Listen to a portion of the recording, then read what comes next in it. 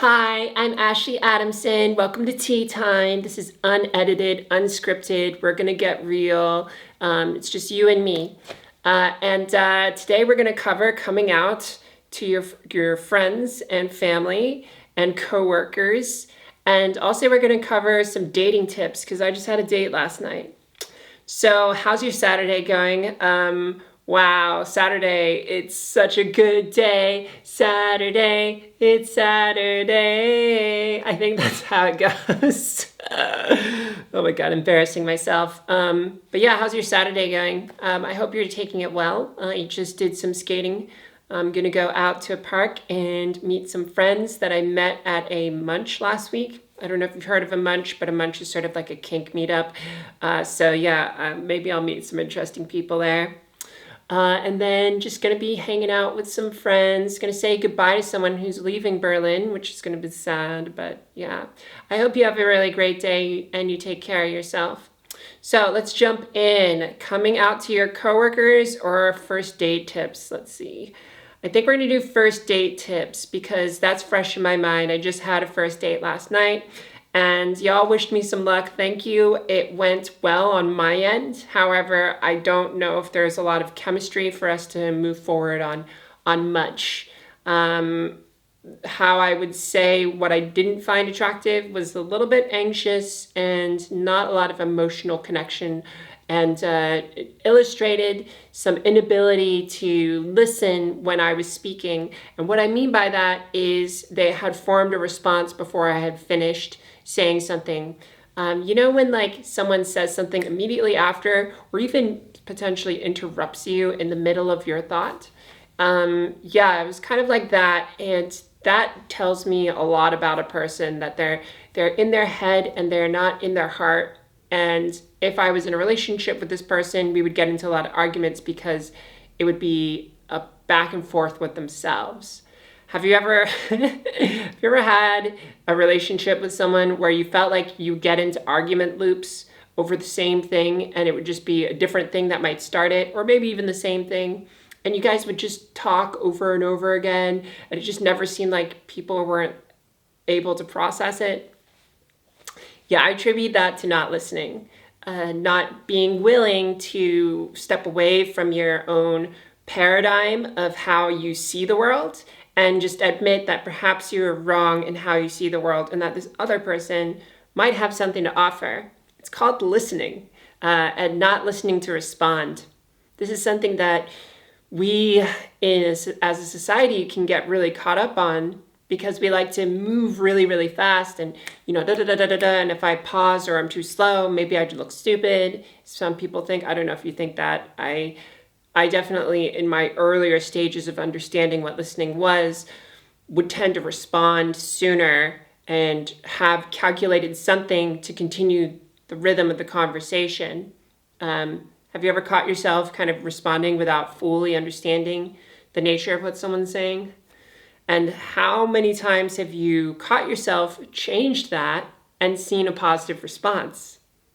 I'd love to hear from you in terms of listening in your practice. How have you been, and how have your partners or people close to you, how have they been with you? What have you noticed? Listening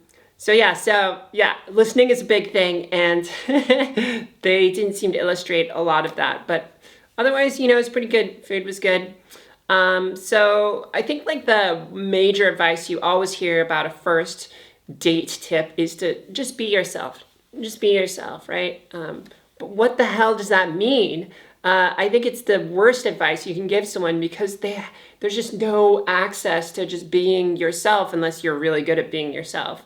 I consider myself good at being myself. How about you? And how do you measure that? And I don't. I feel like for me, being myself is just knowing when I'm speaking from insecurity versus when I'm just speaking from my heart and what's just emerging. How do you describe it for yourself? I'd love to hear. So just be yourself. What does that mean? Well, I guess I just explained that, but to practice being yourself, here's a little technique that I might just share with you. I'm sharing with you now. Imagine your heart and imagine kind of like the space being cleared out, emptying it, and allowing all that static and that thoughts, all those stuff to go. And then when it's empty, then see what emerges. And maybe nothing is emerging, and that's fine. And that's a state to be in. As you allow yourself to be blank, you can create space for something new to appear. And this is like an art in meditation. This is an art in martial practices. This is an art in art. Allowing space for something to emerge. We're going down a deep hole, but let's keep going. When you create space, you allow something to come in. But if you're so full with stuff in your space, nothing can come in. It's like your room is like full of stuff. Like, yeah, there's a lot of stuff back here, but there's also a lot of space. And when you want to let someone into your life, I brought it back. When you want to let someone into your life and want to let someone into your heart when you're talking and establish that connection, you need to have some space. You need to clear out like what's in your head. You need to put some of today's stuff on the on the side and just allow the connection of who's with you to emerge. I think this is the next thing I want to talk about that's important, which is adaptability. And I don't know if we'll have enough time for coming out to your coworkers, friends, and family. So maybe I should cut this first dating tips short. Yeah, we'll just cut the first dating tips right there. I obviously have a lot to say on this topic. Oh my God, coming out to your friends and family. All right, so I think a lot of trans people ask this question, and for all of you who have come out, how's that been for you? Was it a memorable experience? For me, it was not memorable. I just came out and nothing big happened. It was really just the setting of the first stone where many more stones had to be set. And I think that's the most important thing to understand with coming out, is it's not just this one moment where you're just done and it's over with. It's really just, all right, now that I've come out, there's all this work that needs to be done. And that work is the continual laying of the stones. Now that is on my list for covering tomorrow, which is you've come out, now what? Which was suggested by one of y'all. I think it was Joanna or Brian. I'm not sure. Brian or Joanna, you suggested this topic today, coming out to your friends and coworkers. And tomorrow I'm going to cover your other topic. Please suggest topics. Please suggest topics below. I'd really appreciate that. And that would help keep me working with something. So it's not a memorable experience. I don't think it's going to be a big thing unless you know it's going to be a big thing. And what I mean is, you know, this person's transphobic, you know, they're anti-LGBTQIA+. That's kind of like a special process that I would say, you may need support, you may need allyship, you may need just a friend to be there with you, or you may decide that it's not even safe to come out to them and that you just have to move on with your life. I know there's many ways of approaching that, and I can't, specifically address that situation. But if anyone's had a really hard time coming out to someone, please share in the comments what you did below. I'd love to see that, and maybe someone else can read that. But yeah, for me, it was not a memorable experience. And here's how I'll offer this framework in terms of coming out, which is this. So I'll do it, and then I'll explain what happens. So I'm sure you've seen some of the changes that I've been going through, and there's been a lot going on in my life. I wanted to share something with you that is kind of relevant, and I really wanted to tell you.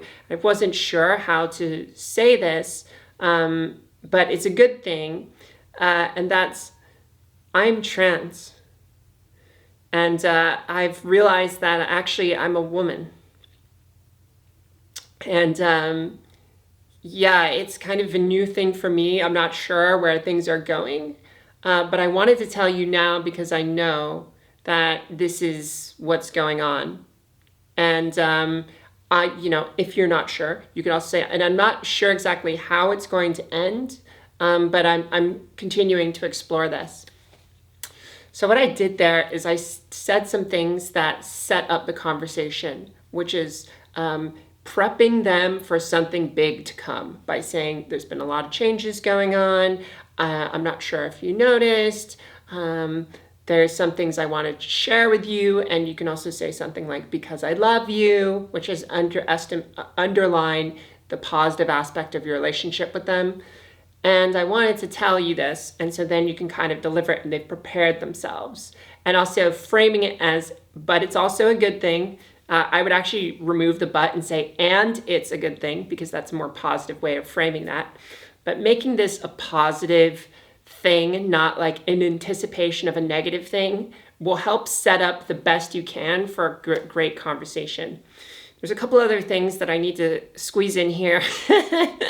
Sorry, I went off on dating. There's a couple more things. Once you've come out, oh yeah, I'm going to cover that tomorrow, so that's fine. Let me see here.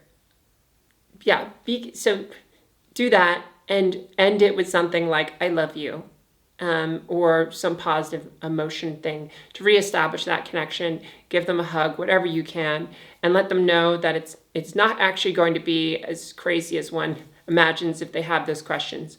Be prepared for a lot of questions, and the more prepared you are, the better they may feel. Because my mom, when she asked, she's like, well, are you going to get like cancer if you take hormones? Are you going to be safe there? What about the surgery? What's that? How's that going to affect your life? That kind of stuff. Because parents especially, they care about you. And if you frame it around, I love you and we have this connection and that's not going to go away, I think they can learn and process through that. But that takes time, and we'll cover that in tomorrow's video. Wow, we ran out of time today. I mean, I could do a 30-minute series, but honestly, well, okay, let me know. How are these videos for you? I'm trying to keep them around 10 minutes. If I went to 15, would that be too crazy? Or what about 20? Yeah, so thanks for joining me today. This has been Tea Time, and let me know any topics you want to cover. We'll check in tomorrow. Love you. Bye.